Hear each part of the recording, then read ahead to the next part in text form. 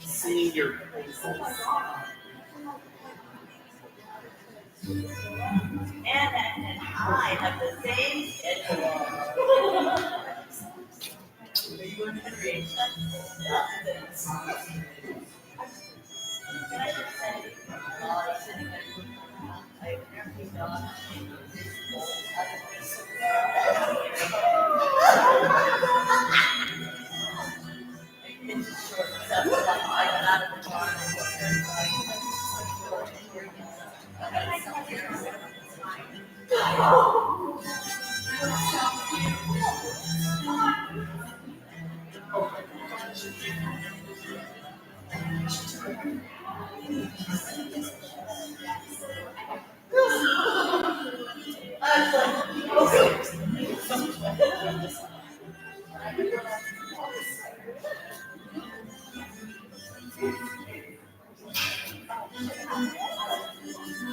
I was like, well,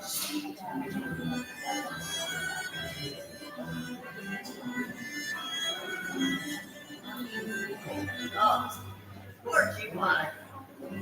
Right? Doesn't he just have to say that? It's like, of course, it's also the secret to you.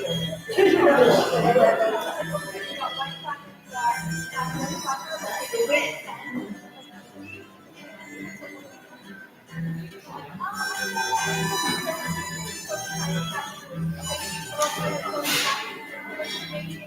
Yours is way better than I do.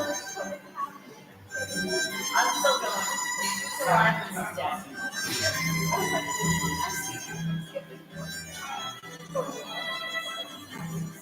That's your costume. That's the rest of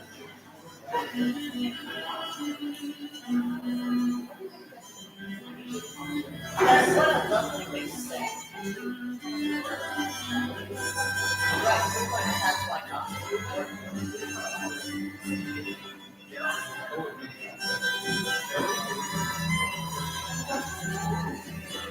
oh,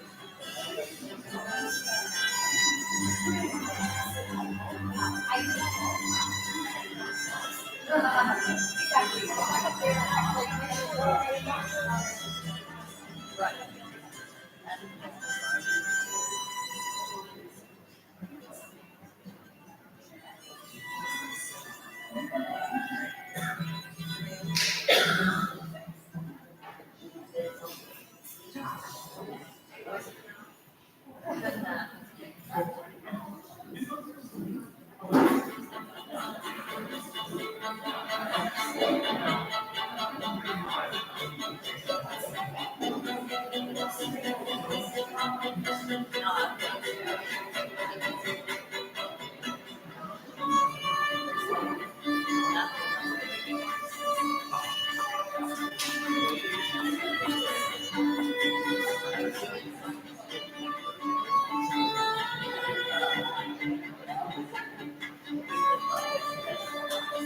I started.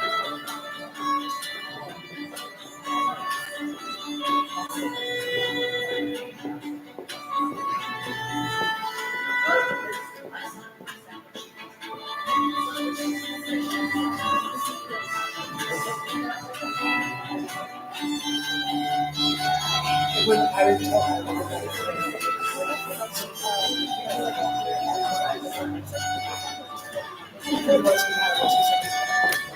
so we'll see how this goes.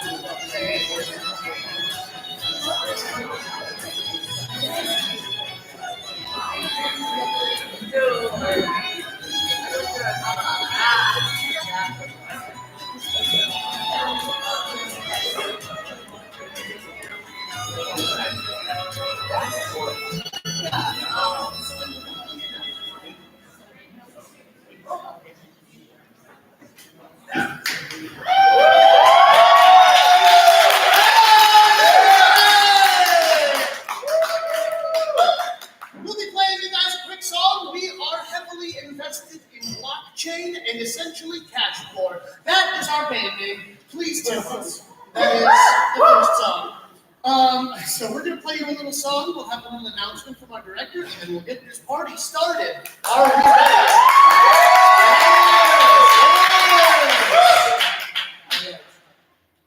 1, 2, 3, 4. One evening as the sun went down and the jungle fire was burning, down the track came a hobo hiking, and he said, "Boys, I'm not turning. I'm headed for a land that's far away, beside the crystal fountains. So come with me, we'll go and see the big rock candy mountains."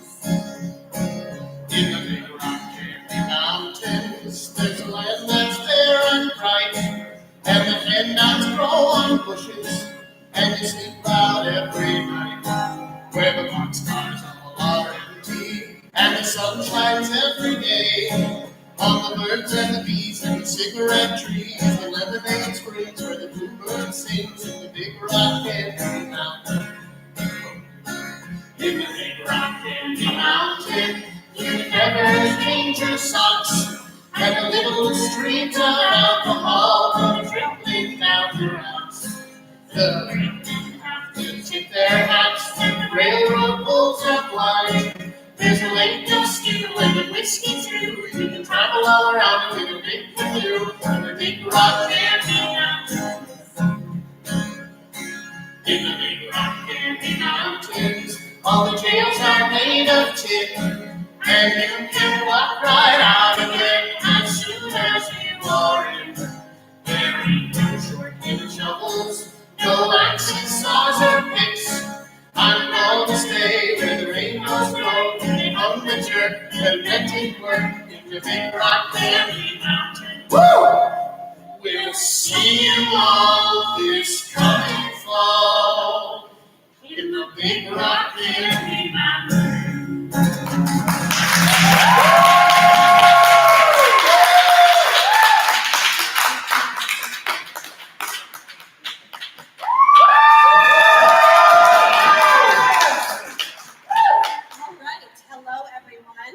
My name is Fallon, Smyl, part-time bartender, part-time director of the Beau Defeated. As you can tell, I've lost my voice. I swear, not from yelling at the actors.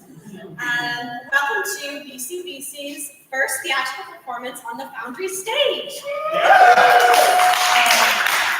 Meadowlark Players does have 2 other plays happening this evening and tomorrow night over in Stanton if you love what you see.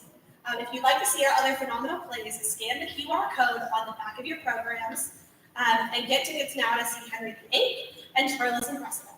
That being said, once I finish this speech, I'll ask you to silence or better yet, turn off cell phones, pagers, and typewriters for the duration of this performance. But we are so excited to have you here, eating and drinking to your heart's content, and please continue to do so throughout the show. If you have to exit at any point, there are buttons, and emergency exits through that door, and that door. This weekend, a portion of our proceeds raised will be going to New Direction Center, a nonprofit organization working to reduce the impact of intimate partner violence, sexual assault, and human trafficking. If you'd like to learn more about what they do in the Shenandoah Valley, there's an informational board in the back corner which you pass on your way in. The rest of your donations go to help cover the cost of bringing these shows on tour, so if you know someone who would love to see this play, please give us a shout. So, and if you enjoyed the show, please find a lark at the end and give generously. Finally, a quick content note for those that didn't get a program. There is a replica gun used in the show. It is not real and only used in one scene. Again, thank you all so much for coming, and please enjoy the Beau Defeated.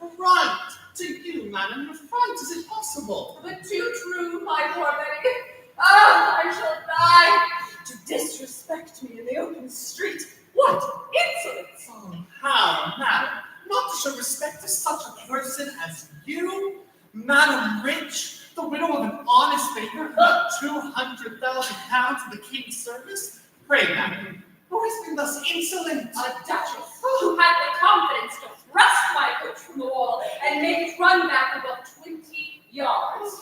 A very impertinent duchess. What, madam, your person shining all over with jewels, your 6 footmen covered with lace, more than any on a Lord Mayor's day. I say, can all this imprint some respect in the duchess? Not at all. And this beggarly duchess, at the end of an old coach, made her tavern footman insult me. Oh, delightful. I have told her what she was. I spoke to her with a mien and tone proportionable to my equipage, but she, with a scornful smile, cried, "Hold thy peace, citizen!" Struck me quite thus.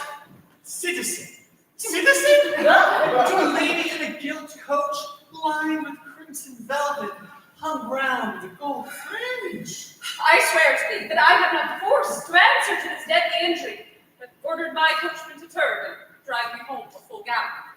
But now, pray consider things rightly and take this as it was intended. For I conceive it was not against your person, but your name that this affront was designed. Then why do you not make haste to change it? That I have resolved, but I quarrel daily with my destiny that I was not at first a woman of quality. Well, madam, you have no great reason to complain. Though you are not, as yet, a woman of quality, you are very rich. And you know that with money you may buy quality, but birth very often brings no estate. Yes, I do imagine. And I had rather be the beggarliest countess in the town than the widow of the richest baker in Europe. Well, I am resolved. I shall be a countess, cost what it will, and to that intent I'll absolutely break all commerce with those little citizens by whose alliance I am debased. And first I'll begin with Mr. Rich. Mr. Rich, madam, your brother-in-law? My brother-in-law? My brother-in-law? Fool, prithee no better. Pardon me, madam. I thought he had been your brother-in-law because he was brother to your deceased husband. That's true, my husband's brother. But my husband being dead, he's now no more kin to me than my footman. Nevertheless, the fellow thinks himself of importance and is continually censuring my conduct and controlling my actions. Nay, even the little minx, his daughter, when we ride in my coach together, places herself at the end by my side. Little ridiculous creature. Her little smiling, behavior, she attracts the eyes of the tongue. And I'm not so much as a glance. What a foolish tongue is this? Because she's young and pretty, they take more notice of her than you? Well, it shall be otherwise, or I'll see her no more. Nay, your ladyship will humble her, for of late you rarely suffer her to come near you. Well, I will have a title and a name. That's resolved. A name that shall fill the mouth. Ah, madam, a great name will become you extremely, but a name is not sufficient. I believe you must have a husband too, and you ought to take care what choice you make. I know the world well enough, and have in my eye one of the most accomplished gentlemen in the town. Oh, madam, already made your choice, and I know nothing. Sir John would not let me tell thee. What, Sir John? Sir John Roverhead of Roverhead Castle? What, pray? Consider, madam, Sir John is not worth a groat. I have sufficient for us both, and there is justice in what I desire. Oh, since it is a marriage of conscience, I have no more to say. But really, what's thy surname? Has your ladyship forgot? Dost think it worth a place in my memory? Cork, madam. Oh, filthy. For my part, let me call thee De La Bette. That has an air, French and agreeable. What you please, madam. He says, nobody sent to how do ye yet. No, 'Tis my horrid custom of getting up too early in the morning. madam, 'tis past 12. And I dressed, and have been abroad, abominable. I charge thee tomorrow, do not bring my clothes from past 2, if I am so mad to call for them. Won't your ladyship inquire after my Lady Landsworth's health? Methinks you neglect her, though she is rich, gay, and beautiful, and honors your house of her choice of it while she's in town. Honors? Who art thou speaking to, sweetheart? I do not like her. She won't play. Nay, we'll sit ye 2-3 hours together and speak ill of nobody. She is not fit for the conversation of quality.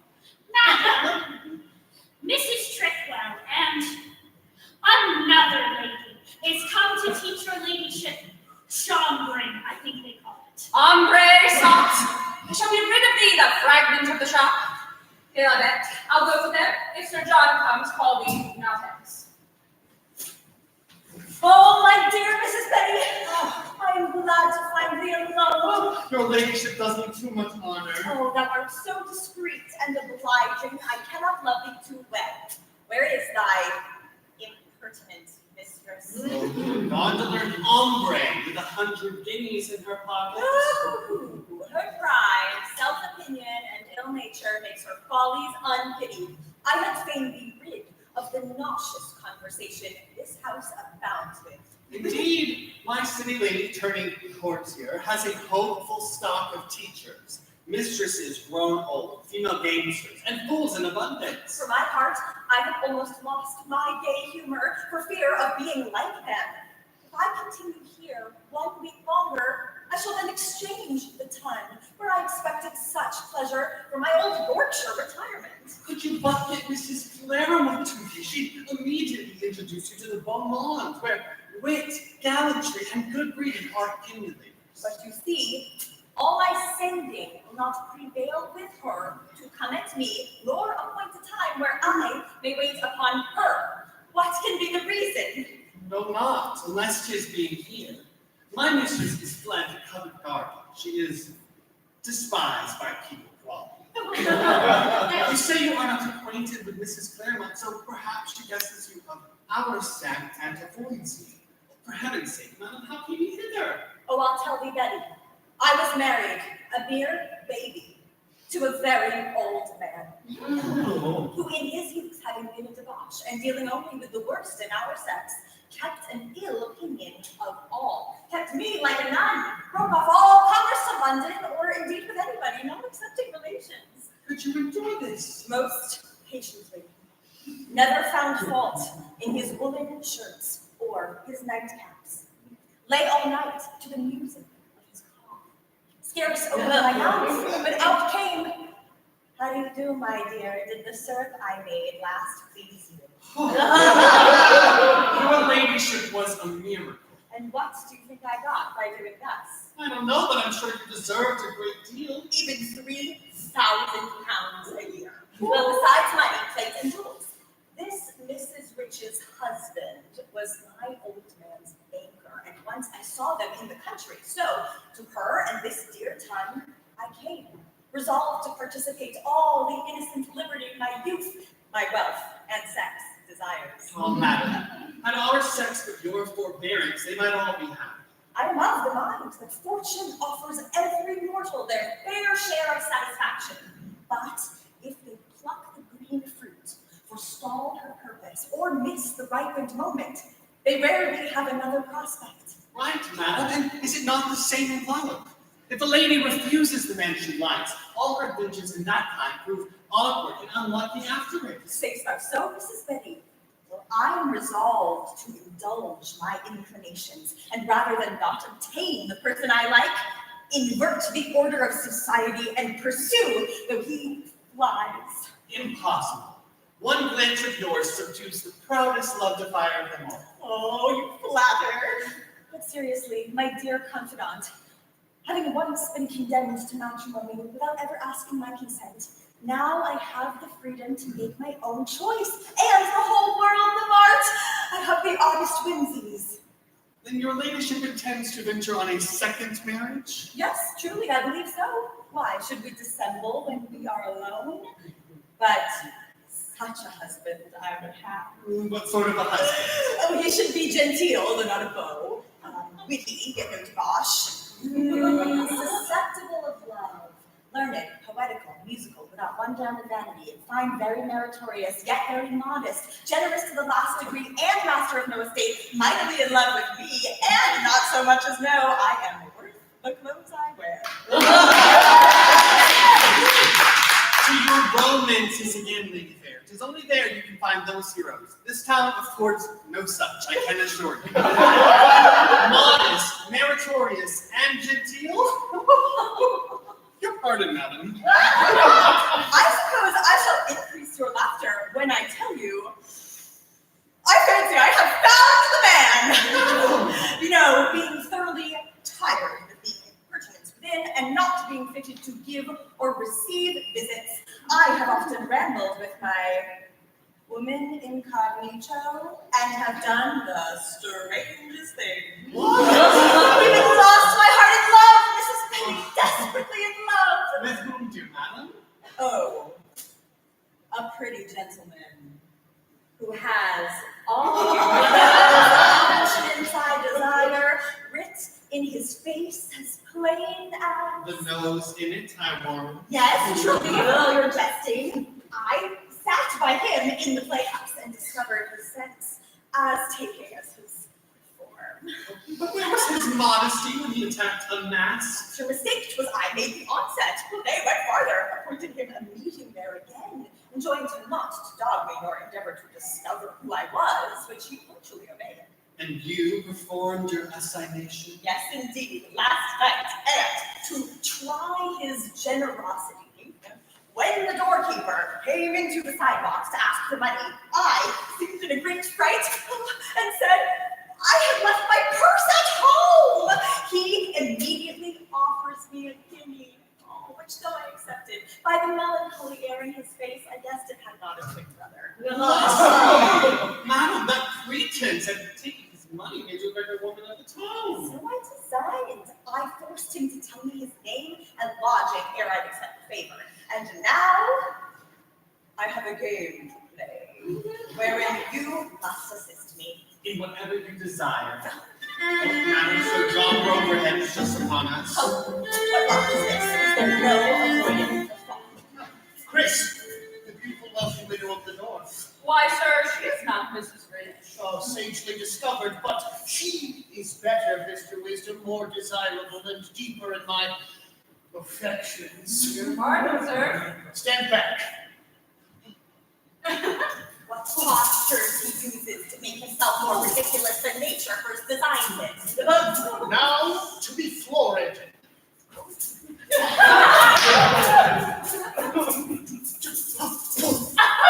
Sure, some auspicious planet ruled today, for every star is witness how often, when I have made my visits here, I have sighed to see your ladyship.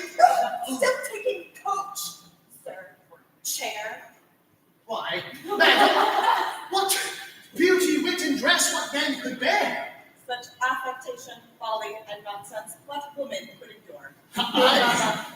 Hey, this.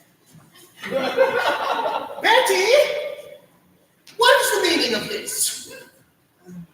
The effect of her country ignorance. It must be so, for I think, Chris, I am nicely dressed today. Aye, but perhaps she likes the inward man. And she is a fool, that's certain.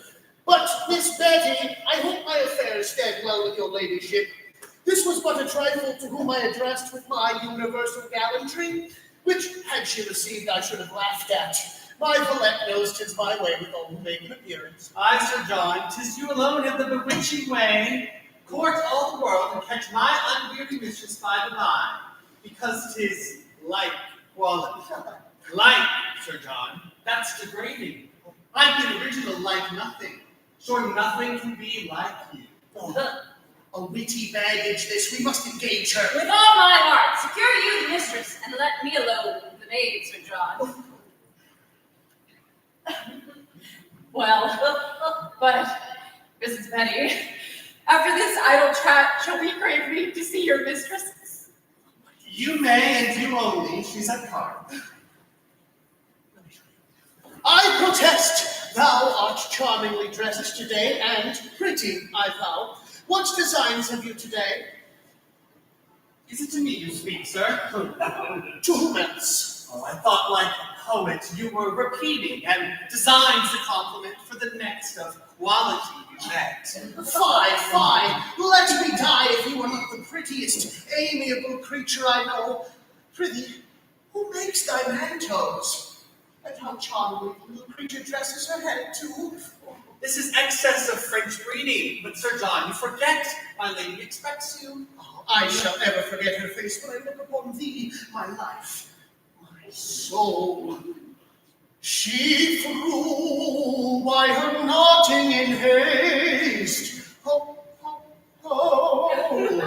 Come along, Chris. I have shot her fly and caught her above my well-shaped waist. Oh, oh, oh.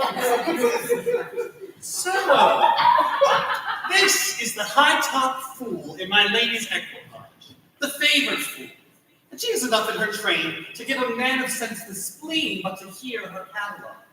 Well, since fortune has thrown me into this chambermaid station, I'll revenge her cruelty and plague her favorites. No by me shall e'er successful prove. My plot shall help the man of sense in love.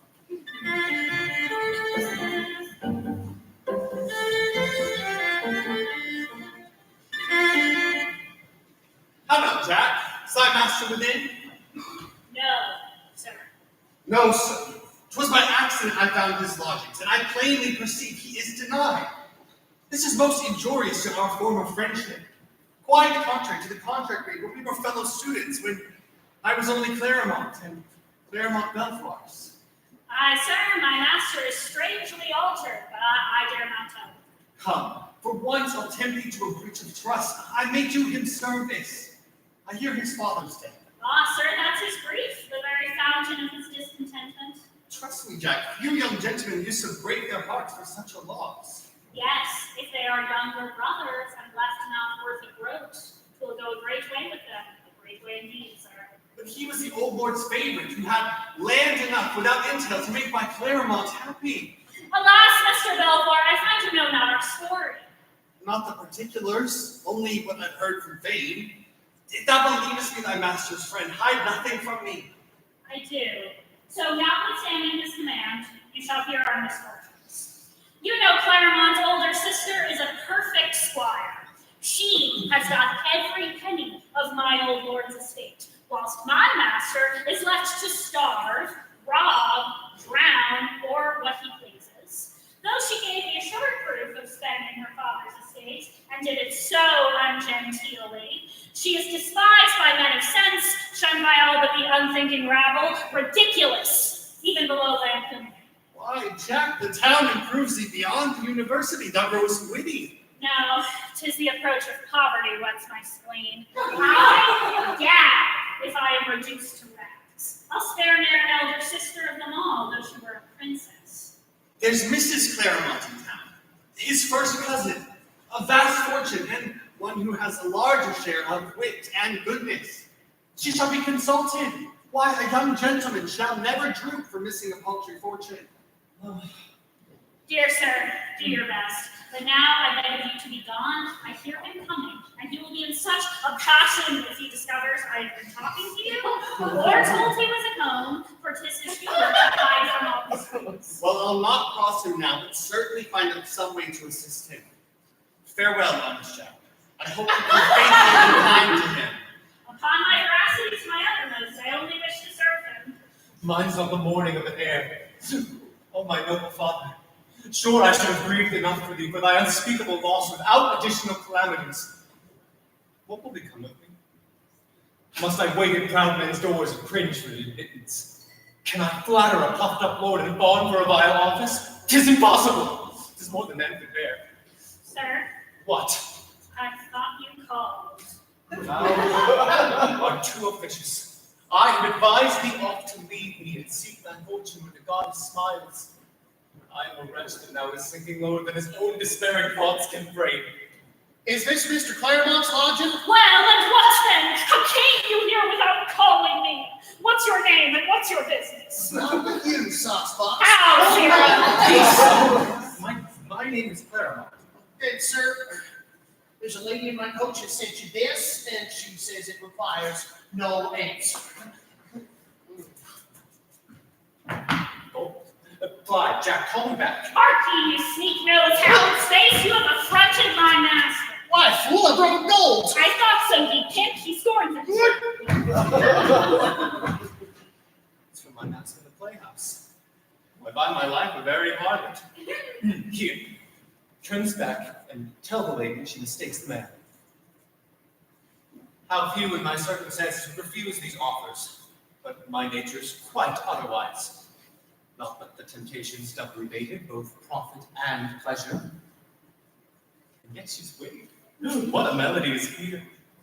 When I tell you I am in love by that modest air and downcast look of yours, I guess you'll think me mad, and expect according to the damsels in romance, I should have been at the point of death ere made a discovery. But women of my character are not so nice. I am a mistress, have abundance of money if you have but little. A wise man may get comfort out of this. I send you a token as earnest of my future favors, agreeable to your wanted obedience. Meet me at 4 in the park, and come not to the coach. The devil's not wanting on his part. He'll have me turn a greater sinner ere I turn to despair. You shall know me by an affected motion in my walk and a bell toss with my head. The lady's gone, sir, and the money too. God, sir, though to please you, I was in such a passion, yet my mouth waters played away at the gold. And what said the creature? The creature? God, she was an angel. She pulled off her mask, I believe to laugh freely, for she burst out vehemently, ha ha ha ha ha, and when the man said, you have none of it, she gave herself a swing and cried, drive on, coachman! So merry, but 'tis her time with youth and beauty lasts. She'll have years enough of sorrow. Sir, my landlady's a-coming. I am sick of her impertinence. Good morrow, Mr. Claremont. Good Lord, still walking with that melancholy air. Well, were I such a pretty gentleman, I could find fortune. Prithee, landlady, what would you have me do? If you think the ladies will like me so much, take my picture and hang it out on your balcony. You make your best of me, if that will content ye. Fine, Mr. Claremont. I know you've been a preserved humor. I'm not lit by love. I used to have women of quality to buy fine gentlemen, else had I never lived these 20 years you see me in the parish.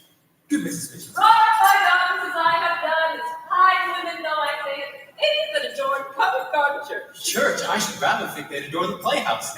Out upon you, Mr. Claremont. My daughters have never seen at the playhouse. I bring them up in the fear of heaven. Yes, and they are both married in the fear of heaven too, for neither of them troubled the church in that affair, as I've been told. Well, soft face. But, Mr. Claremont, all I have said has been for your good, and I hope you do take it into your consideration. For truly today, there came a very pretty lady. And notwithstanding your order, I sent in the coachman. I'm willing to bring you to confirm it. Bring me to the talks and the devil. That is this my I thanks. tell you, I will tire of these morning lectures. And if my lodgings cannot be free of noise and impertinence, I must quit them. Follow me, Jack. I'll take the air. Flash, I shan't be in this humor again this 12th. The man's a fool, I think. When beauty courts, the charming pleasure shun. Be virtuous, though be sure to be undone. He's mad flesh. I'd sooner turn a nun.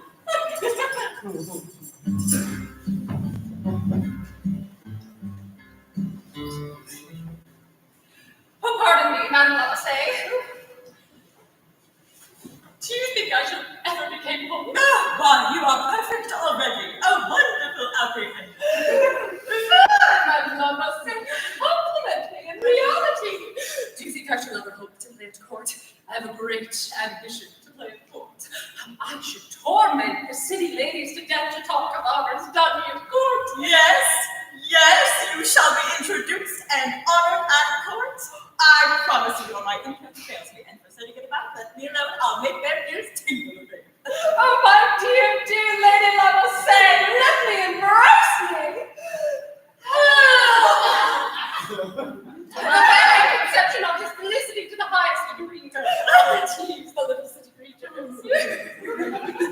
Madam, Sir John is come to wait on you and has got some music to entertain your ladyship. Heavens, that master of accomplishments. Instruct me, ladies, how to receive him. Sing in a cabal, then burst out a-laughing, and let fall some mysterious words that tend towards scandal. Good! Ridiculous to the highest degree that ever a woman of quality should make such a faux pas. The tongue will ring on. Just something so odd. Transportingly foolish, yet it makes me laugh.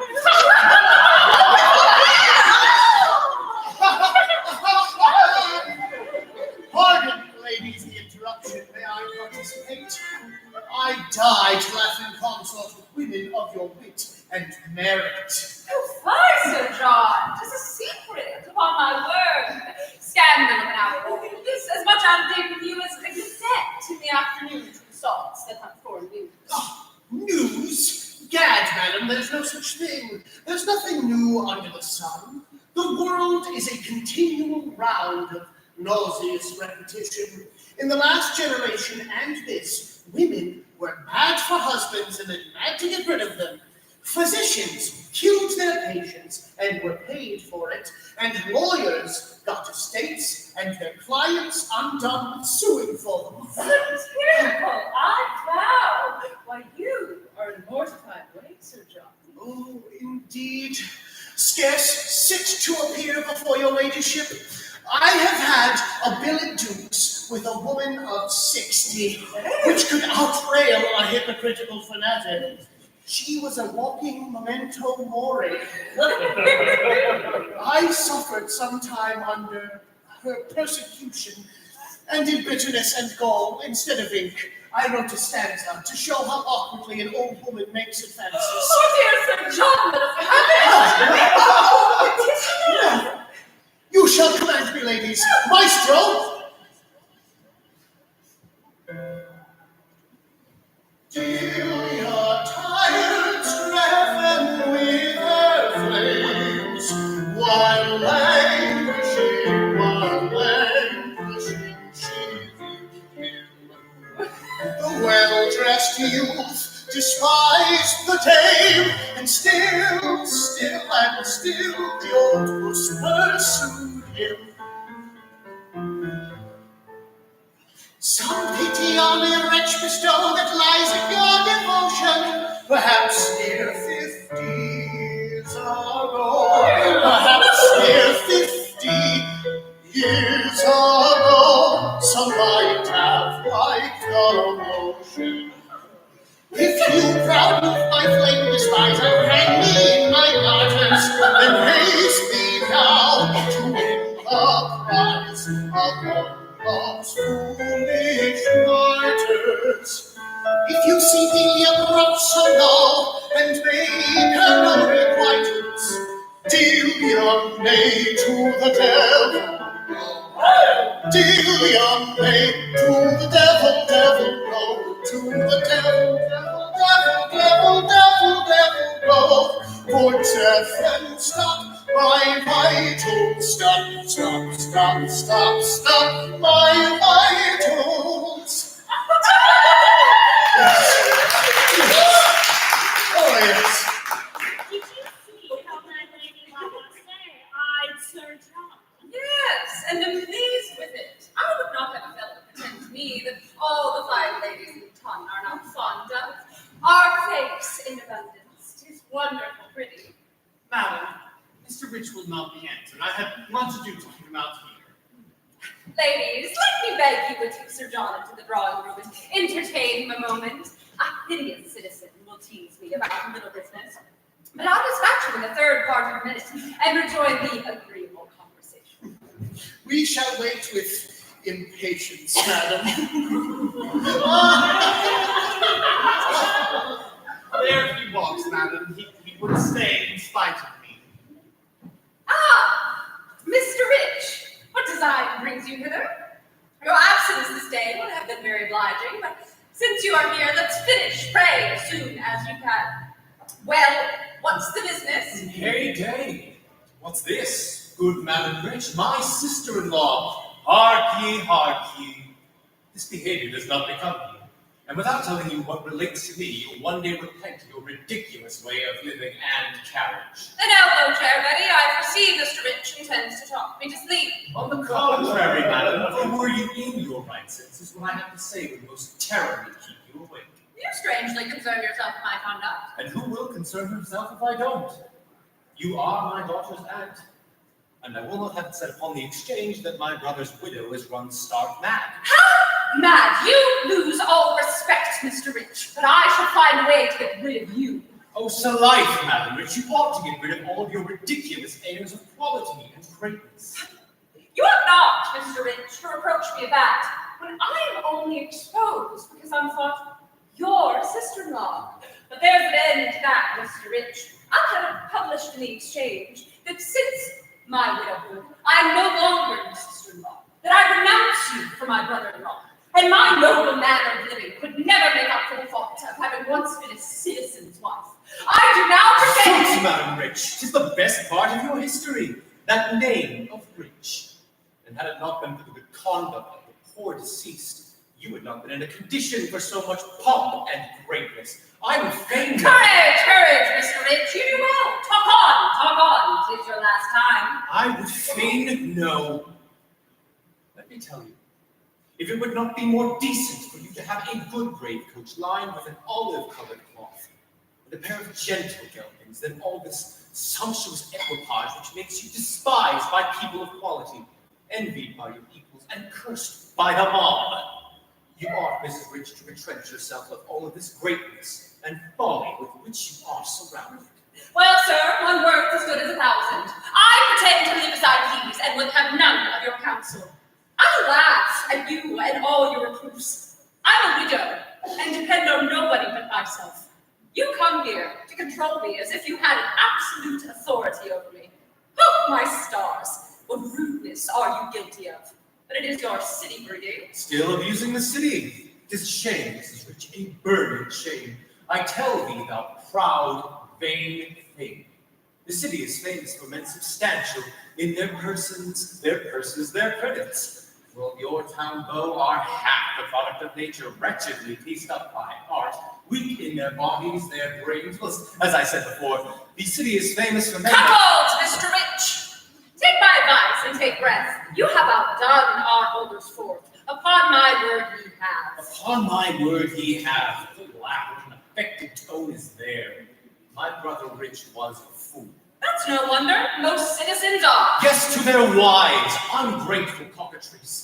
And he, blind, credulous man, to pretend to leave my daughter a fortune to your management, forsooth. Exooks, I wish he had never left her a groat. So had I. There, you once put it down, Betty, for a miracle. Oh, is it done? Have you said all? Will you go out of my house, or must I go? I have a world of company waits on me, Mr. Rich, that are 1,000 and 1,000 times more engaging. Will you believe me, or no, Mr. Rich? What company, fools, I warrant them. He must be convinced. Perhaps, Betty, that will drive him hence. Open the door. This is the Honorable Lady Lamassay. This, the ingenious Mrs. Treadwell. And the gentleman I leave to speak for himself. I am, sir. And what are you, sir? Your humble servant, sir, that's all, sir. I vow he nods like the statue in Don John. And looks like a citizen. And that's ridiculous enough of all conscience. Good lad, you are a parcel of tawdry, insignificant butterflies. And I shall draw your pictures at the vengeance if you provoke me. Dolly has done mine at length already. It hangs as court in a duchess's bedchamber. The devil be done. The moth that cleans itself right in good drapery would be a better figure. Filthy simply. Why, Mommy, this is the reverse of Sir Courtly, a second surly act. Thou wretched woman whom I justly shame to call sister. These are things that live on thee, prey on thy very substance, and have no more worth or real quality than the ornament of ashes. Oh, fie, Mr. Rich. This is prodigiously abusive. Look ye, if you are offended, or think the lady so, as much a citizen as I am, I carry the sword. And follow me, if you dare. I'll not disorder my dress. I am weary of this fulsome stuff. Come, my angels, to the park, and let us breathe a little. With all my heart to the park. Why, what the devil's here to do, then? My mistress is one stark staring mad, but I humor her distraction so we can find a way to cure it. Let us meet and consult. I placed thee here for that purpose, and trust in me. I will ever prove faithful, sir. Two powerful fiends, lust and ambition, reign in this rich, buxom widow's sickly brain. To lay them both, a husband must be had, boyish and young, with sounding titles clad. But that shall be your care and mine, egad.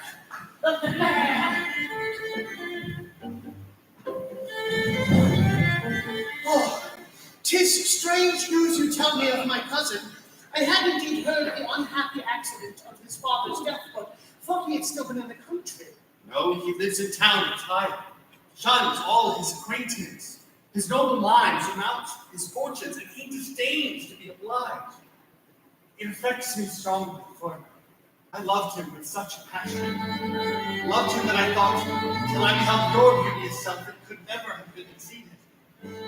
Well, 'tis nobly generous of you to seek and serve him in this distress, and my assistance shall in no way be wanting. Let us but find the means.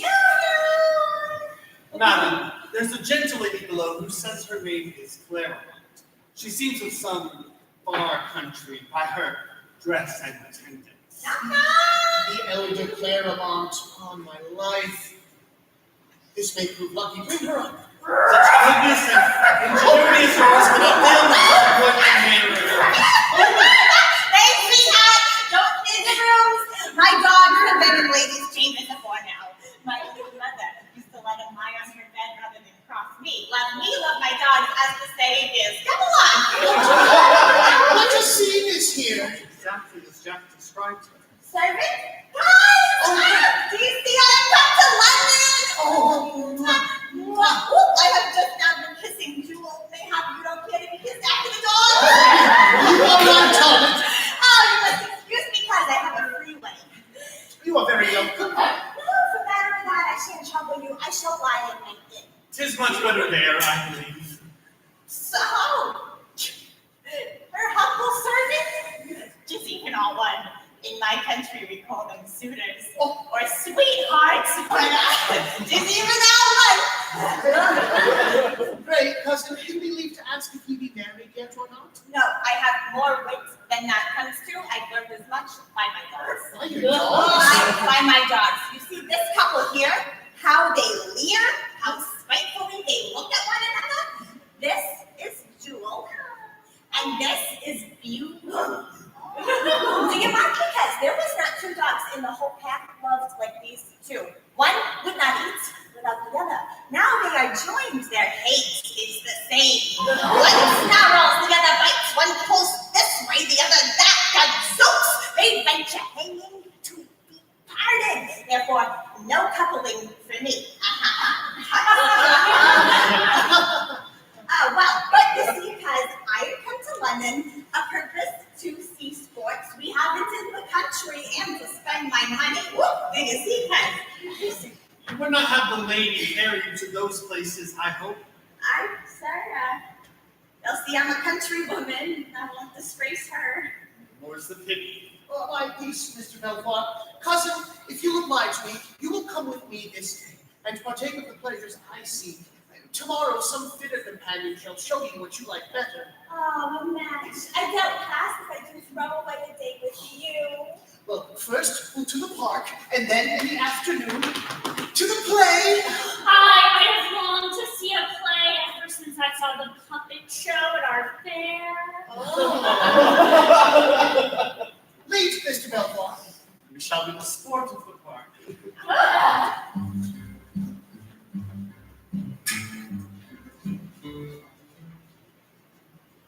He refused it, my best confidant, nobly despised the shining gold. Oh, by all my amorous stars, he has bravely won my heart. I feel him there. Oh, In rapture's name, you are lost indeed. Oh, here comes my lady in her worthy train. My Lady Landsworth, let us make our honors on the en passant.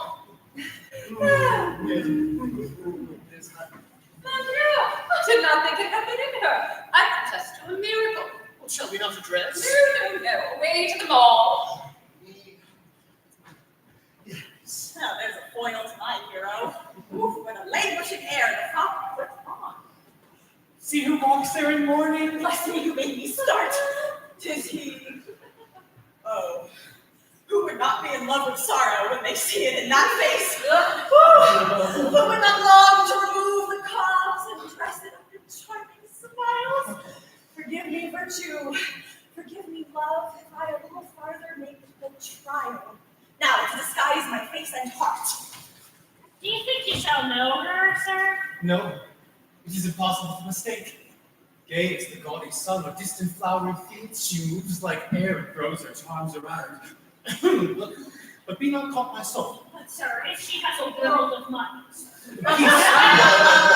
Wise and fast, fair lady, will ye not say?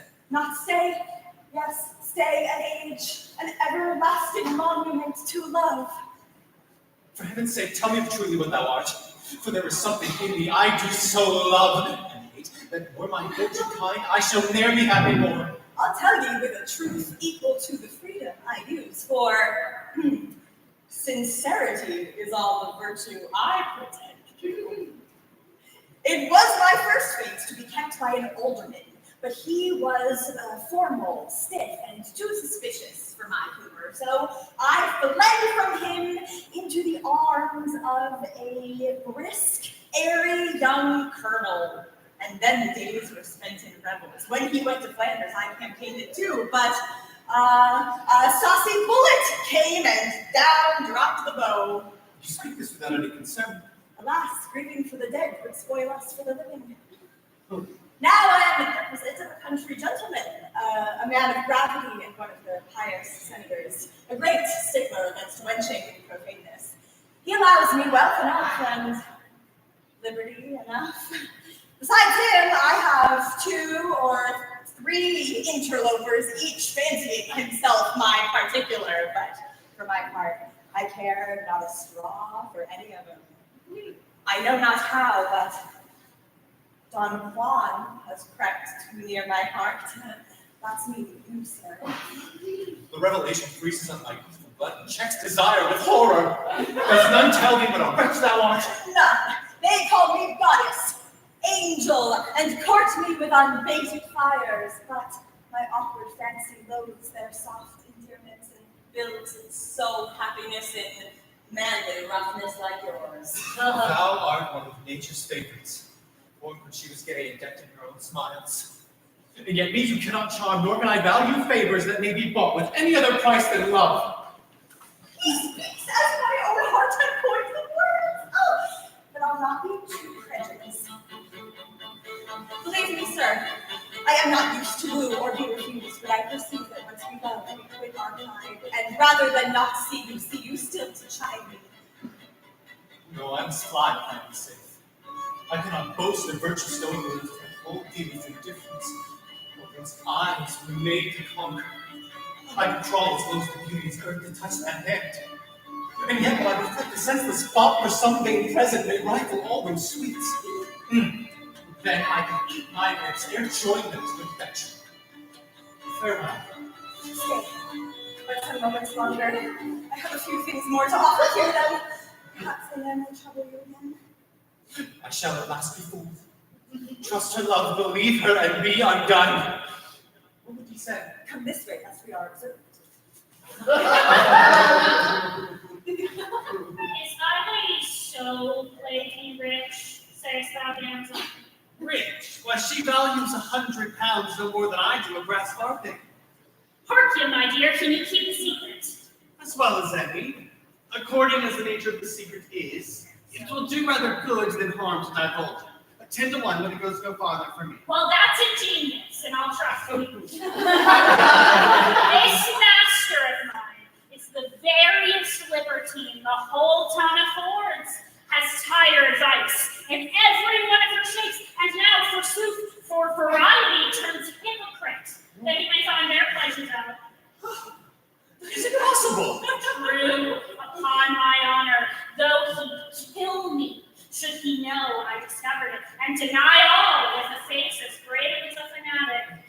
Oh, he's a rare minute. How shall my lady be convinced he is such a rake that he'll deny it?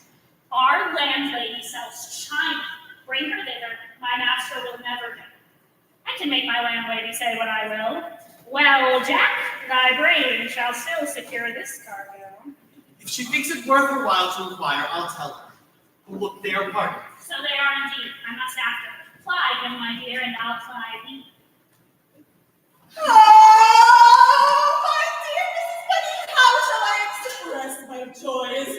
Sure, such a man, no age produced before. He's the phoenix of his kind. I wish he proved so. Why? Hush, here's Mrs. Claremont, who's so often sent to, Oh. and her cousin. Betty, tell me who I am. Is it? Oh, your humble servant.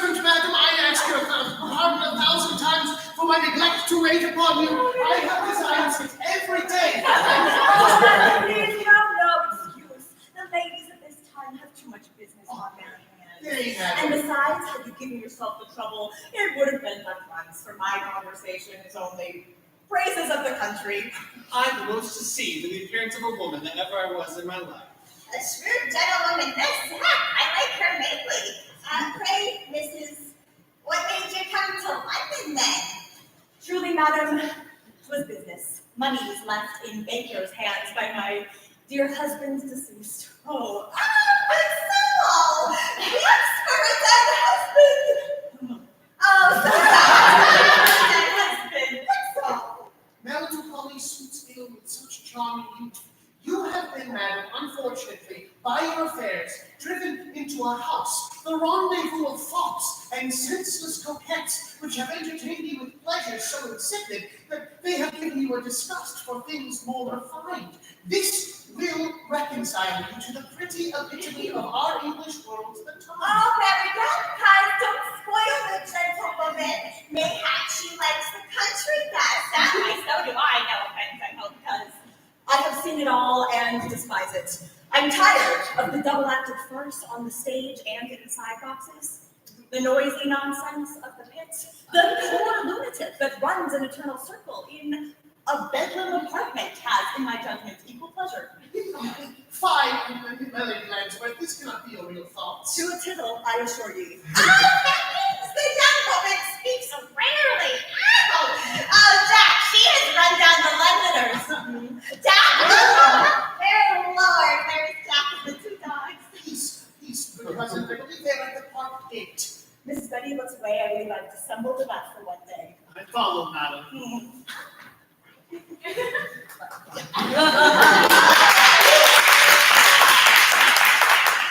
That's after. We must not part thus. And as we go, I'll tell you my opinion of my Lady Lansworth. I confess, she's past my apprehension. Oh.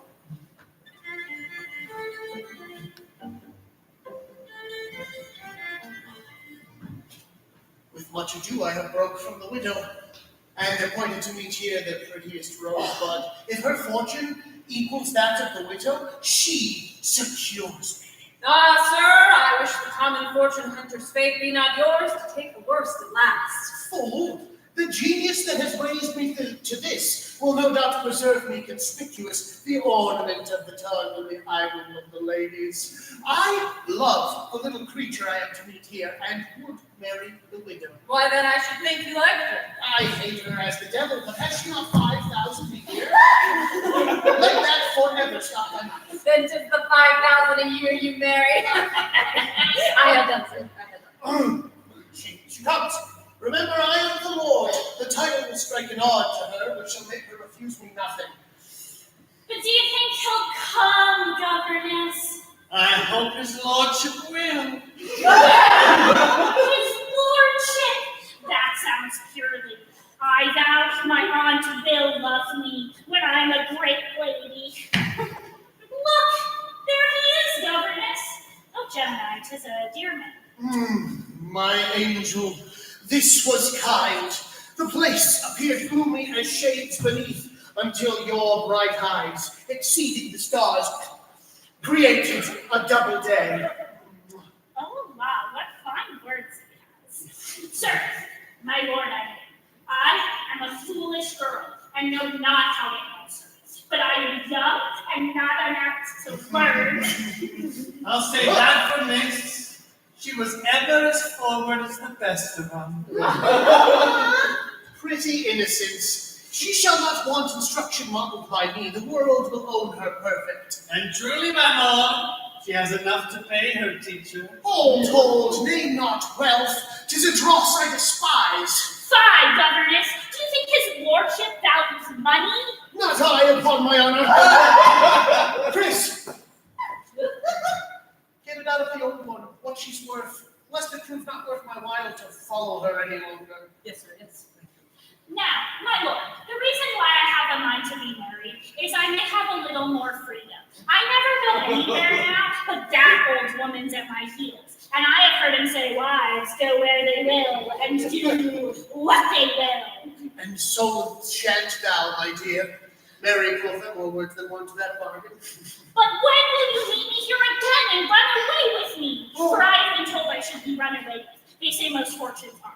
Sir, 20,000 pounds when she's that age. Oh, very well, Gad. I'll marry her, and by that time, I'll have spent it, broke her heart, and be ready for another. My blossom, how happy am I to have gained your affections. Oh, though 'tis no wonder, for the universality of women die for me. For my part, you spoke to me. For that I truly, Mr. My lord, I see as fine things walk here as you. But can you make it out tomorrow morning, my dear? Yes, any time. I am left fully to my government. And you won her heart t'other morning with some sack. Promise her some more, and she'll bring me, I warrant. Here's that will buy you sack. Will you bring me some by tomorrow morning? Yes, she shall wait on your honor. Nobody minds us at home. Sir, Mrs. Rich and the company you just left are coming into this walk. My dear, farewell. One of my relations I must not see. Farewell this instant. But take these verses to remember me, and tomorrow. Oh, Gemini, if I forget, I'll be hanged. I shan't sleep all night for thinking of it. Good night! Is he not here, manners? Aye, Mary is he. We'll have money and good things, as well as a proud aunt and her folks. Oh, Mom, here's my aunt, and all lay upon our backs. What shall we sing now? This was furiously odd. To desert us with only the whim, to give us airs and ballads when we need. Oh, La, furiously. There's a hard word. I'll learn my aunt's words, that I may appear agreeable. Furiously. Remember that. This impertinent girl here. Pray, don't be angry, aunt. In the first place, leave off that word aunt and make use of madam, or stay at home with your father. But aunt, since you are my aunt, why may I not call you aunt? Like I, being a woman of quality, and you being but a citizen's daughter, I cannot in decency be your aunt without degrading myself in some measure.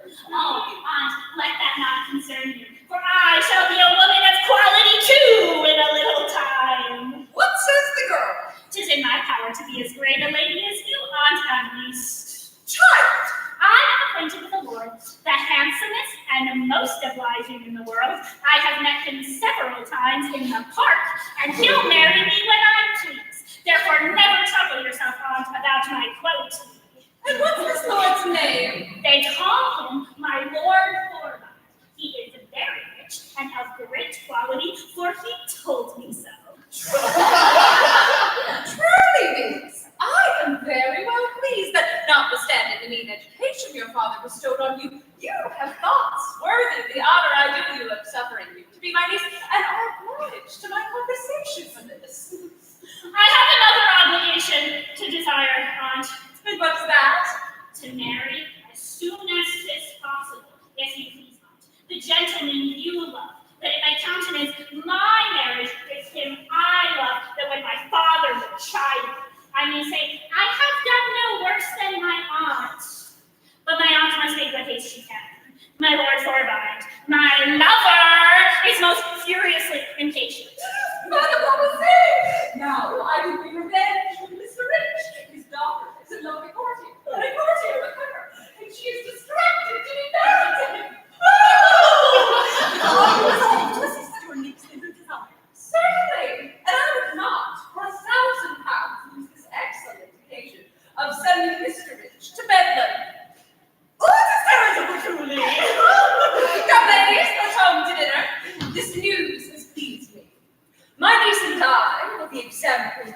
Teach city dames the way to mend their breed. Choose for ourselves that our no parents pray. Devoutly cheat, each other's lives betray. And whilst they drudge, we'll briskly throw away.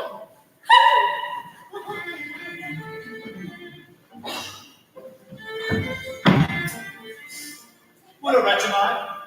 I love this vicious creature in spite of all her crimes. Oh, her charms have won my heart. Begone, thou oft intruder, thou passion, have I not racks enough without thee to keep me waking? So death, confusion, I'll not endure it. There he is. I must not be seen. My dearest friend, my Claremont, what have I done to merit this unkindness? Why dost thou shun those friends who fondly love thee? This lady, your relation, begs to serve. I am gracious. The detested plague poverty's upon me. Oh, it shall render me so odious I shall fly impossible myself. Better fortune waits to crown your virtues. Believe me, cousin, it does. Your sister's in town at my house. Call for her. What, to be answered as I was last? There are 1,000 ways besides to advance your fortune. Not with such a I despise. Grant me one request. Give me your company this day and submit to my contrivance. I have thoughts at work that may produce your future peace. My friend, I am sure, used to have more complacent than to deny a lady. I am at your disposal, madam. But remember, nothing shall tempt me for bread to do an ill thing. Nor would I offer it. Come with us then, and shake off these melancholy looks. Jack! Sir, Stay ye at home, and do ye hear if any messages come? I shall, sir. Come, sir, uncloud your brow. We will not leave you in despair, though we found you so. Your kindness comes too late. For if ye could the weight of fate remove, oh, I'm dashed again, cursed with guilty love. Landlady? Landlady! Now, do you think ye are in an alehouse? I humbly beg your pardon, sweet Madam Fidget. Well, 'tis your ignorance. I excuse it. What humors your youthful master in now?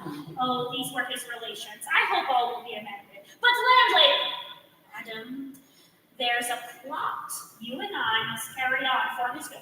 Ooh, with all my heart, I love a plot extremely. I was ever good at plotting. There's a lady in love with my master. She that called in the coach? The same. Ah, a lovely woman, that there may come no worse near sweetly. Fill my glass, dear. Now, this lady is not a whore, nor a married woman, nor a widow, nor a maid. I understand you. Why, what is she, say you? I kept mistress, fool. Right. Yeah, these Londoners are plagued sharp. This damsel is worth thousands, and she stayed to throw away some upon my master. He, modest fool, begging his pardon, cannot, forsooth, so I, being cunning, found out her humor by her waiting gentlewoman, and lied my master into her good graces, told her he was a mere debauch. She hardly believed me, but comes to you to be confirmed if you can lie, landlady. Mistrust me not, Jack, I warn ye. But if you will not stand to it, what signifies our promises? Oh, 'twill create a longer acquaintance, and truly I'll get some money out of her if you won't. We must not perish, nor will I forsake him. Well, I'll do my best in an honest way. Hark, the post stops. Hey. Bring it up, show your time, and I'll be there to confirm what you said. I run. 'Tis a delicate age when the rake is the fine gentleman, and the fine gentleman is the lady's favorite. Egad. She comes. Where do you leave me, madam? Oh, I always keep my best time in my chamber. This looks like a gentleman's lodging. 'Tis so, but he's very rarely in 'em. He lay abroad last night and sent word he should not be home till 12 this night. If any of your ladies should send him, he has 40 ladies after him. I must give him warning. Oh, horrid. Let us be gone. My ears are blasted. And here's his man cold. I could have told you as much, but durst not. You seem to be well assured. Oh, I will see him once again, and then in my own freedom, be safe, innocent, and far from this bewitching tongue, pass my days serenely, ne'er think of false mankind nor trust, and therefore be deceived no more. Well then, there's no possibility of seeing your hopeful master today. Yes, madam, I can find him in a minute, when the summons is to a fair lady. Well then, do me the favor to tell your master I will be here at 5 o'clock to look on some china. It shall be done, madam. You're not mad if he forgets, I'll remember. You have a noble vocation too? I suppose, though it has but a coarse name. Company, farewell. At night, I'll choose some china. You are very welcome, madam. What think you now, Madam Surgeon? Faith, I know not what to think. Her looks were cold and scornful. Come, let's in and take a glass to clear our understanding and ripen our thoughts. Thou art a rogue, but such shall the toad. Come then.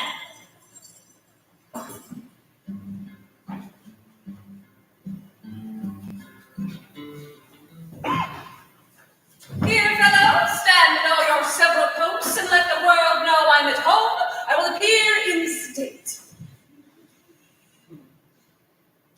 Why does not your ladyship establish your visiting days? I have, Mrs. Strickland, and the rude time takes no notice of it. Would you believe it?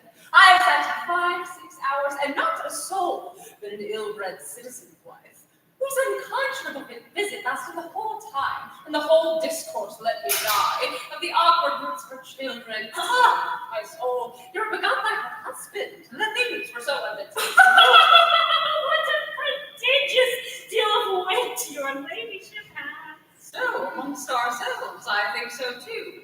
Yet would you believe that ill-mannered oaf, my husband's brother, had the confidence to tell me the envious world said I was a fool?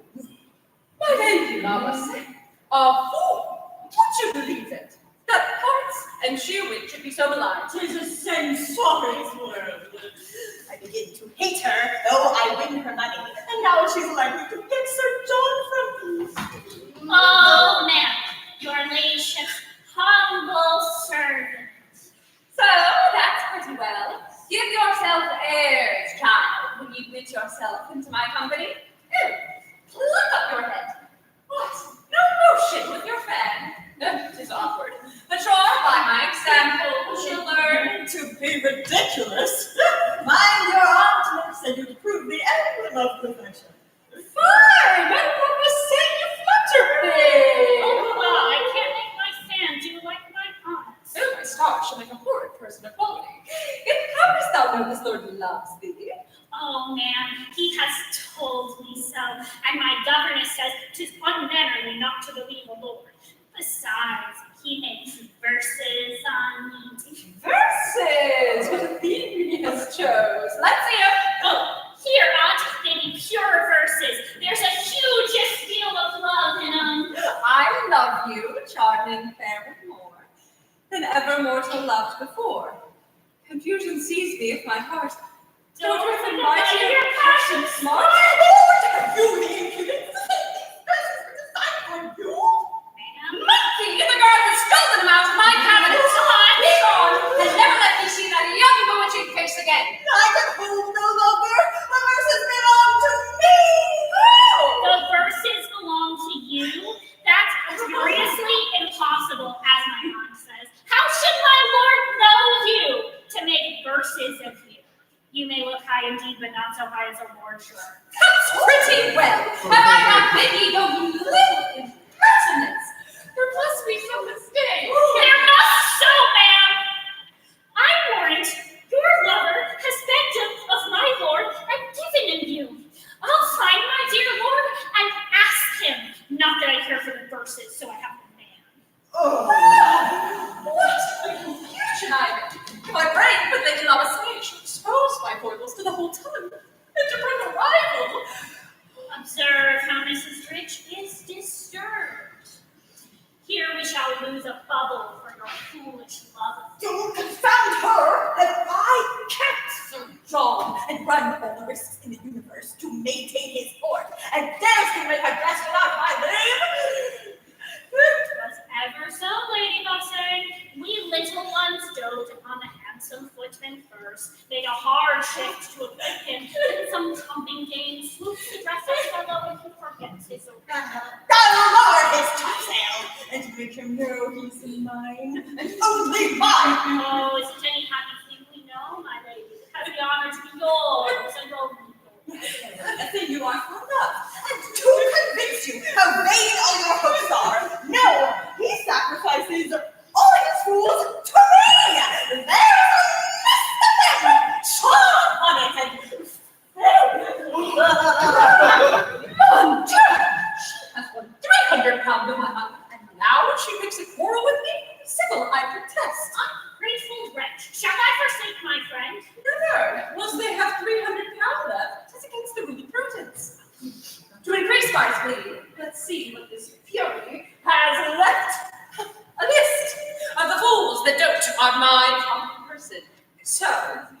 Doramine the Backbiter, at the gift post in Waterloo Square.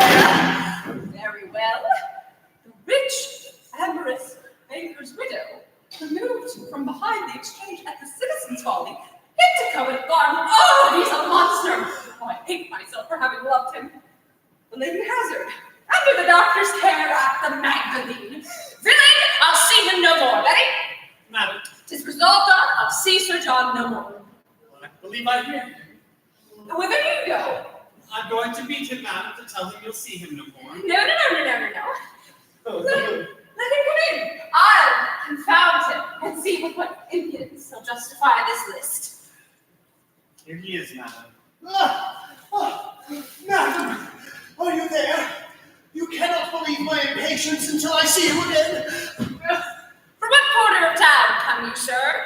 From Twaddling Square? Covent Garden? Or is it the rich, amorous banker's widow you left last? I know not what you mean, madam. Not what I mean, perfidious man. Upon my honor, I do not understand you. See, the obliging list of your fools, sir. And has this discomposed your ladyship?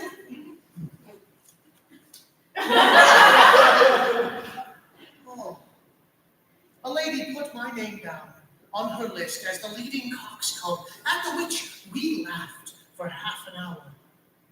I have never known your ladyship to be so out in the practice of quality in my whole life by the wit of an age, lies and abuses. I fear I'm in the wrong, Mrs. Trequell. I fear so too. Sir John is nice. And these things extremely nice. Aye, but the verses, Mrs. Trequell. The verses, Sir John.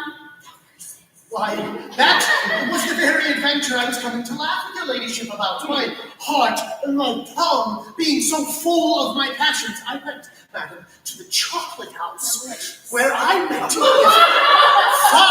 5 or 6 wits. And let me not astonish you, for we live in a very fertile age of wits. And what then, sir? Why, what then, madam? They told me how that my Lord Forbines had given these verses to a citizen's young daughter, how Sir Richard Wellbred had obtained some favors from his mistress by these verses. I mean, is that controverting, madam? So, I suppose you are extremely vain and pleased to see your works thus universal. As are we, madam, we leaders of the time. To you, and you alone, the song is apropos. My heart is only sensible of so much fire. Your eyes have only power thus to inspire. How full of tenderness is all Sir John's. My beloved, how charmingly contrary this is to my city education. Yet would you believe Sir John's in love with that dear shadow of his, which he's caressing so passionately in the glass. I dare swear that's his idol, but your ladyship will not hear me. Steady, I shall take a time. I'm vexed and scorned to show. Madam, He's seen it, madam. Mrs. Claremont has a world of company to wait on you. But are the curtains drawn, the wax candles ready, the keys with the gold strings, and the cabinet doors? So this is a vanity returns. They are, madam, where you command. Heavens! Now, Sir John should be not saying nice things to me, but he's practicing grimaces in the glass! Sir John, here's visitors to the lady. Where we shall receive them. Dear Mrs. Trequell, oh, shall I receive them? Shall I be laughing, or in a passion, or how? Dear Mrs. Trequell, quick, your instructions! Some say I become a passion rarely. In no passion, I beseech you, madam, but that of joy to see your friends.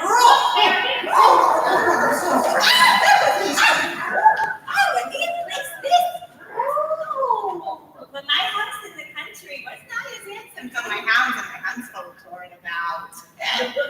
Mr. Belvoir, I am balked in my designs of my visit. I had intended to bring the elder Claremont, the younger Claremont, pardon me, and the Lady Lansworth to an interview, and his man whisked him away just as we were leaving the coach. We must on now. There's no retreating. Oh. But a dog and I heard the drudge. I kettled for a fight, more or some wealthy fool. my post a watching. And suddenly, prithee ceased. What is it? Oh, I will make my loverly cousin pass upon that fantastic creature. 'Tis an odd fancy, surely 'tis impossible. Sir John, is this the mode of wits? To come into one's house and find all the discourse among themselves? Madam, what honors are these unique upon me to receive a visit from the charming Mrs. Fallon? Charms and perfections lose their significance when applied to any where Mrs. Rich is by. Madam. Mr. Belvoir, I cast me at your feet. Sir John, I kiss your hand.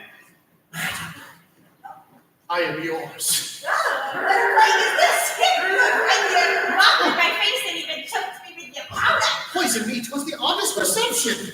Who has your ladyship got with you? Why, let me beg your private ear. That woman is the greatest, nicest beau in Christendom. You amaze me, madam. Oh, very true, upon my honor. That woman has the gemmest confidant. She is a countess, has been in love with her. By my stars, but I believe you. You may. No one knows it but myself, so I pray you keep it a secret. One day, madam, a secret extremely. What could be the occasion? Well, a lady has affronted her, and she has vowed never to address again because her mistress chose her rival. She'll not alter this behavior till some other lady makes her amends. So, she's my relation. I wonder you can't perceive some airs and greatness. Not I protest. But the more naturally she does it, she shows her parts the more. That's a different eclipse, now one knows it. Let me give you leave to laugh at you ladies, at these strange creatures. I beg it of you. I am ready to burst. It may be dangerous, Sir John, and I advise you to keep your countenance. Well, we have stared about us long enough. Madam, have you now a smoking room or a cup of hearty march?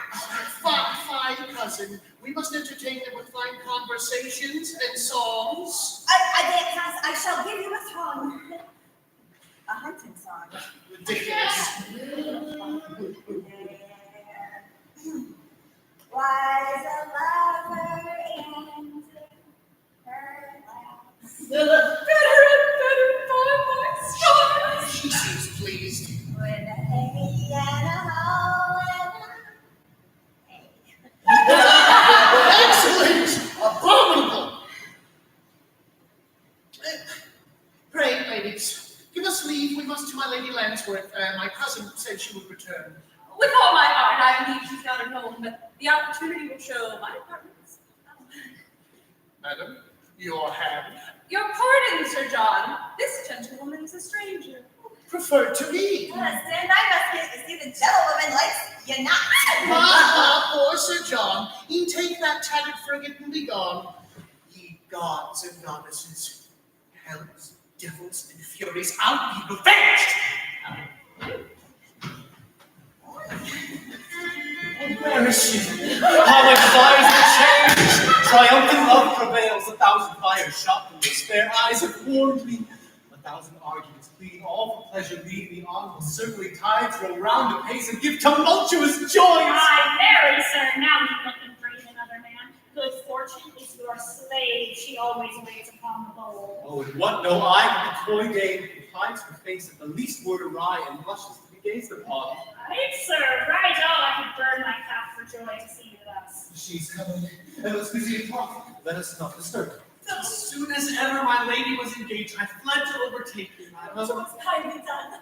Oh, yonder he stands. Methinks I hate him now. He has lost that modest sweetness which caught my unwary soul. Oh, his looks are wild and lewd, and all I ever feared in men appears in that deceitful face. I would I were away. Nay, make this last trial since you have gone so far. May I approach? You may. I do remember when we parted last, it was on odd terms. Nature seemed reversed. You fled, and I pursued in vain. Are you still less resolved? Oh no, I am altered quite. My very soul is on fire. Do not my eyes speak for me? Oh, I languish. I burn. And we have conquered, and like the libertines we'll rove. Oh, tread rounds of joy and If the world shall wonder at and never know to taste. Nay, we shall lead a delicious life, that's certain. Dear damsel. Peace, and mind your bellies. What music's in that voice? Oh, it dances through my ears and sets my heart when true the painted cherubs of the first dawn of a cheerful day or opening spring is half so pleasing. O thou art rapture all, and all divine, down at thy love's sight, incense drinks deep drops of joy. Lord, how fine we shall be. If there must be profusion, let it be in love. That days and nights and years serve only to count the acts of love. Yes! And teach to deceive my keeper. His purse must help our riot, his credulity supply our mirth. The wine has dashed my rising ecstasies with the detested thought that thou art sure, but in my arms. Come, I'll lose the goading torment in those blissful moments. Oh, that I am sure thou art only mine. My life, my all. Stand up, thou vile monster! Ha!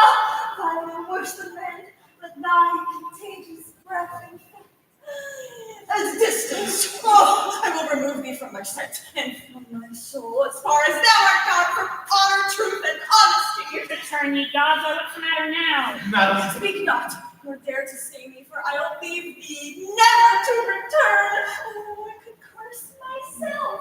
My follies, may it return upon thee, thou vile dissembler. Dissemble be thy joys, dissemble be thy friends, above all may thy mistress prove the abstract of dissimulation. hear me but speak. No. Haste thee to some mart of luxury and shame. Preach there, but defile my ears no more. Away. Let's fly that wretch, fly him and all mankind. What's the meaning of all this? Mad, sir, raving mad. Can she be honest? Impossible. Had she the roguish leer, the tip, the wink, Peace, rascal. She is, and not the world shall hide her from me. Now we must go upon knight errantry. May heaven be praised, we are as poor as knight errants already. Fly, search, inquire. She cannot, must not long remain unknown. She'll be discovered by her charms alone. I'll find, I'll claim, and seize her for my own. Breathe and repeat my vows, nor thence remove till I am blessed with her returning love. Sure, it was a dream. I neither saw nor liked nor loved. It was a dream. The gaudy vision is vanished, and I am waked again to my calamities. What grant and read? What had I to do with love? Sir. Oh, my distracted thoughts, why do ye follow me? Is misery denied the privilege of being alone? Ah, sir, 'tis that unlucky dog your man hath done this. Nay, it shall out. What has he done? Speak. Why, sir, Please, I say, I meant it for the best. Believe that, I beseech you, sir. What's the matter? What have he said? I said, there you have hit it. He has said enough by my troth. I am sure you always say too much. Say ye so, Ciro? Know then, sir, that Pope the Rogue gave me such a character to the young gentlewoman, 'twould have frightened the devil. Oh, no matter. It is the malice of my fate which should have found an instrument hadst thou been silent. Come, this damsel will heal about again. I never yet knew man nor woman weary of an intrigue, and 'tis one no further than yours has done. Right, there you are in the right of faith, landlady. Will you never leave your impudence, landlady? Clock! Thank you, madam. Still, with folded arms and looks of sorrow, I come to cheer thee, my friend, to make thee laugh, to give thee lasting joy. Impossible! My sister, with the fantastic widow rich. Her wealth and beauty has charmed her. Ye know that she is possessed of a great estate. She never had management enough to be master of money, and hearing the widow has so much, she is distracted for it. And I believe we'll be a match. What's all this to me? Oh, much to your advantage. For she has promised Mrs. Claremont, if she can bring this marriage to pass, she will resign part of the estate to you. There thou speakest comfort that suits my wishes, for I would fain travel, but want the means. Travel! My friend, it is not wealth that can make me happy now. Ah, sir, but wealth's a good stroke. I see Providence has not quite forgot us. Whatever you have resolved, I beg you to go this moment with me to Mrs. Claremont's. A busy minute now is worth a lazy year. Do even what you please with me. Come on, then. Good luck attend ye.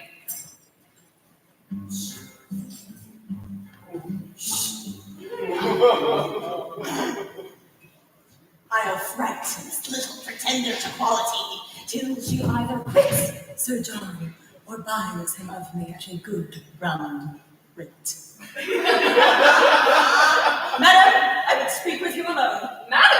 My design is honorable. Heavens, what can she mean? Base coward, are you afraid? Afraid?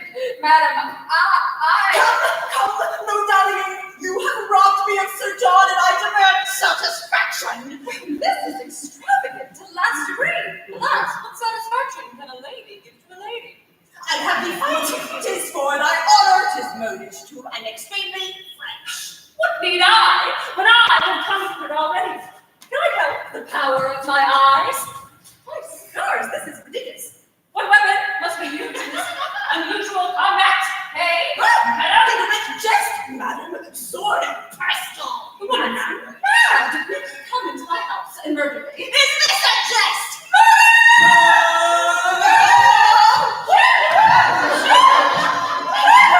Hey! What's the house turned into? A perfect bedroom? Learning defense, Madam Whimsical. Brother, save me from the furious woman! And what are you, a lady errant? She looks as if she had lived upon adventures indeed. No matter what I am I mad. believe so! I should remember the frankest welcome! She would be a woman of quality, and does not fight by the honor of my ancestors. I'll go find out Sir John.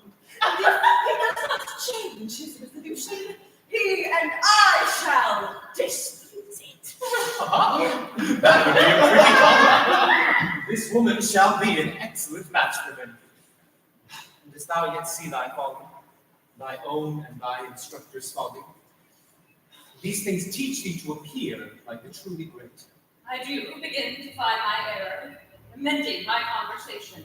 Yet think not, though ye have humbled me, ye shall e'er bring me back to the city again.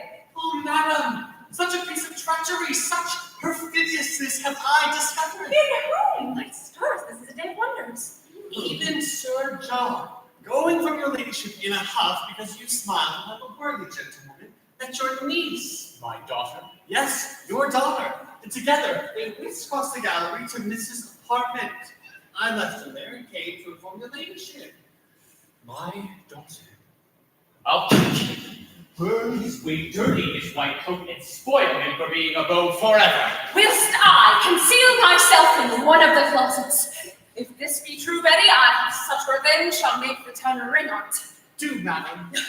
Now, sir, now's the time to clear the house of the locusts, these swarm of fools. Set all thy bits of work. Come, show me this happy couple.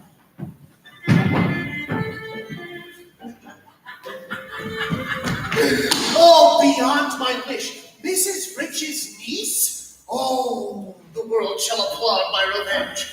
But, my dear, are you sure none of your family will interrupt us? No, they keep me here eternally with that old woman. Hasten, governess, pack up all my jewels. We'll steal out the back door. Bid adieu to my dear aunt until my dear lord and I visit her in a coach and six. Oh, that is my cherubim. Oh, I long to be gone. But look you, my lord, I must tell you my mind in 2 or 3 words before we go. What you must trust in. Do you see I'm not furiously in love, as my aunt says? I run away only for more pleasure, more liberty. I will go every day to the play or else to the park.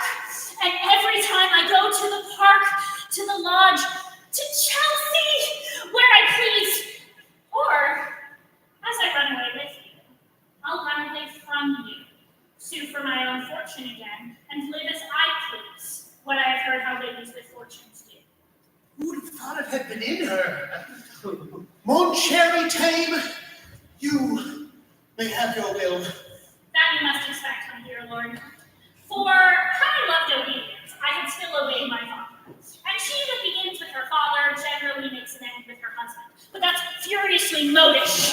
Ahey for disobedience! Hey, What's this? My daughter with her ahe for disobedience. Oh, Gemini, my father, what shall I do now? Well, I'll even turn sides. take my father's part, if he's uppermost, and rail at my lord furiously. Art thou the flaring thought my hopeful sister's fond on? What, descended from my duchess's bedchamber to trick my daughter?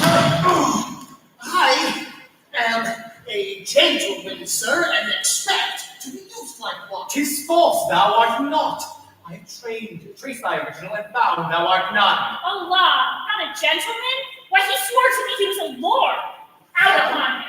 Thou unpolished thing, I answer thy affront with my mind, my dress, and my airs. All show the gentleman, and give the lie to thy ill-mannered malice. It's fine enough, Christian. Draw! Pardon, sir, not in front of the lady. Oh, God, don't let me hinder you. I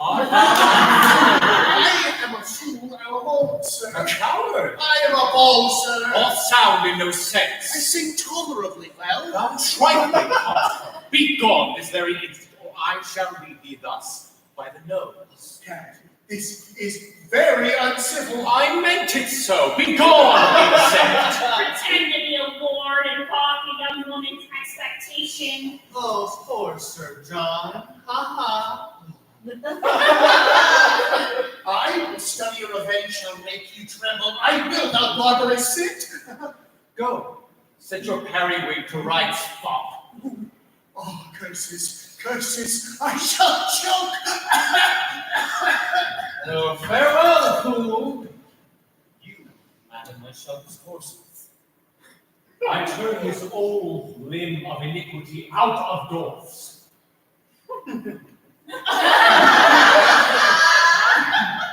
And here you had a mind to run away. And now I do desire you to walk about your business. Oof! So, madam, are you satisfied? Rage, shame, spite, and resentment at once torment me. So base a coward. By my stars, I shall go mad. Dear sister, let your stars alone, and learn to shun folly wheresoever thou find it. Then I must shun you, myself, and all the world. You have a set and formal folly. I, vain and airy folly. He, the basest, most betraying folly. Then redeem your judgment, and stop censurious minds by accepting Mrs. Claremont's kinswoman, whom your woman tells me has a plentiful estate. This will turn the laughter of the tongue upon Sir John, and leave you in happy circumstances. I will do something. Here comes the lady, I believe, to plead along with a friend. Madam, such misfortune. The whole deceitful world I fear is full of nothing else. Mwah, mwah. But this, ma'am, your bright eyes create. Mwah. My eyes, that's pleasant. The strictness of her vow lacks her, for she know a lady thus accomplished can never like her as she appears. Pray, ladies, what's the case? Alas, sir, a cousin that wants not the straits of fortune, but is under some obligation to seem the greatest cloud of the universe. And where's she gonna stay? 4,000 a year, I assure you. Will you consent to marry me as far as my own extends? My lady, I profess you give me such an air of blushing. I consider what you are telling me. Oh, I profess that it isn't very becoming. Oh, so odd. Oh, it will surprise the tongue so prettily. Zooks, 'twill surprise the world to see you do a wise thing. Oh, Speak not, you sir. For I am only to the ladies. Give a bet, a pen and ink. Perhaps I may expose the night and satisfy you. Your pardon, for some moments. Come with me, niece. Yes, madam, pray let me be revenge on this sham lord. You can't think what a liar he is. Now, Claremont, if thy heart does with generous passion burn, then I, with joy and love for love return,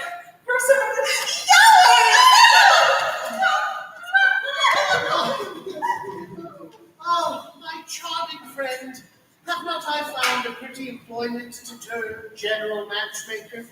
But for the young Claremont, I owe my ear to any. Oh, I should dissemble worse than I thought he did not to say. I'm pleased to find his character what I so heartily wished.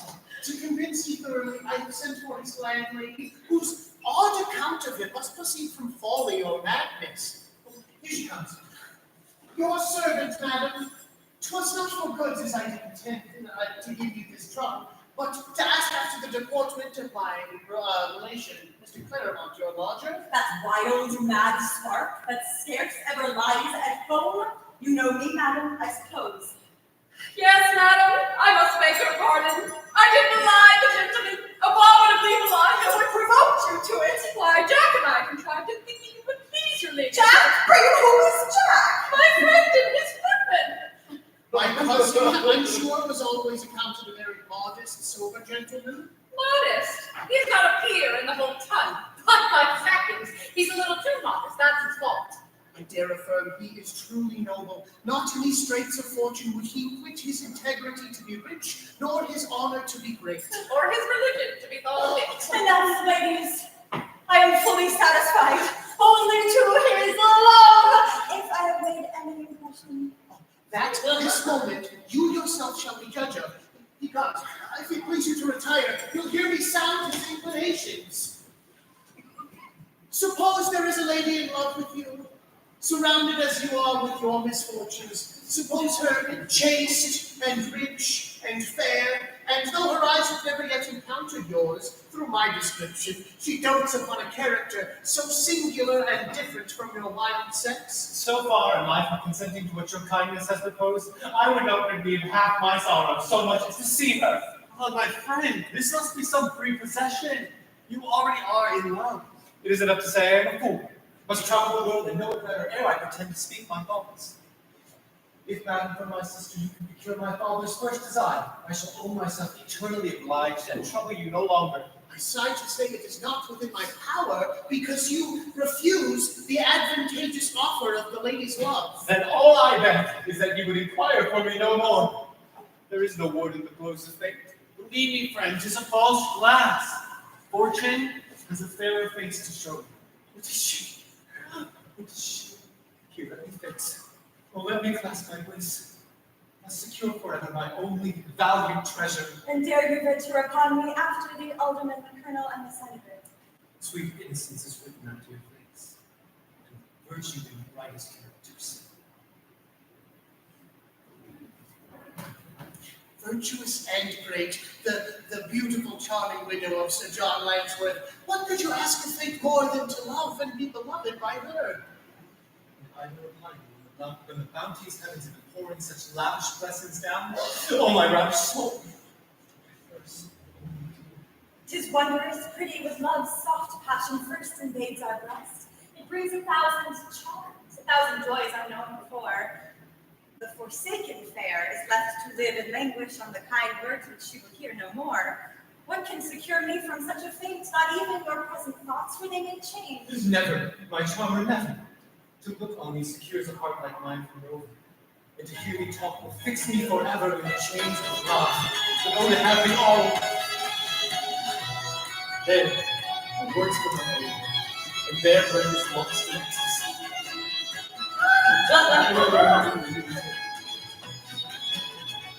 Rest you in perfect happiness. I hope, madam, you that were so compassionate to others will not yourself be cruel, but reward my constant vows. Or let me longer shine. Mr. Belmar, I have allowed you too long a favorite lover to go back. Now we are as good as married already. No, my dear angel, the greatest sweets to come. And the sorrows too. But that's the worst of it. Here comes another happy couple. Well, ladies, what do you think I have been doing since I went out? Fine oysters! A billet due to the bone appearance. Mary!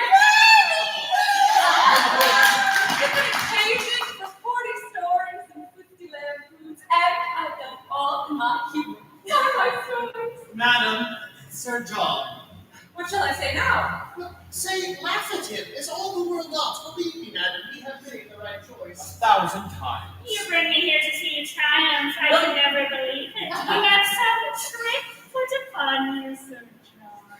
Have not I her own note, which, in spite of her jealousies and her brother's tyranny, she will this day be married? She does not say to you. What a world of company is here. The brother? And the daughter! Oh, I'll be gone. Nay, no retreating, Sir John. You must at least wish the lady joy. and I triumph in his defeat. Madam, your summons brought me hither. I hoped to joy. I hate you. So do I, you sham lord, you brat, you bounce. Sir John, I perceive you are searching for new gallantries. Here, the ladies are provided for, except this little one who seems to have no inclination. Pax, take thee all. They were fond, I'm sure. Where is this villain? This false, ungrateful villain? So, another outcry. Yes, traitor, and just what?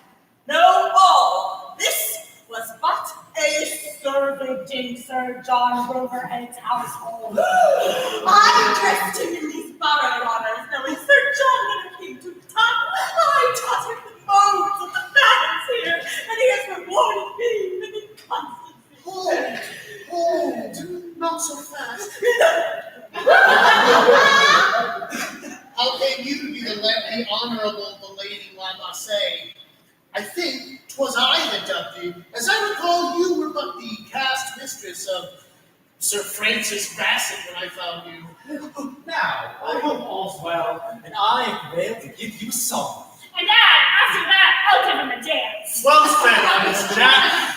Sir John, please participate in our diversion or employ your time in reconciling yourself to this enraged lady.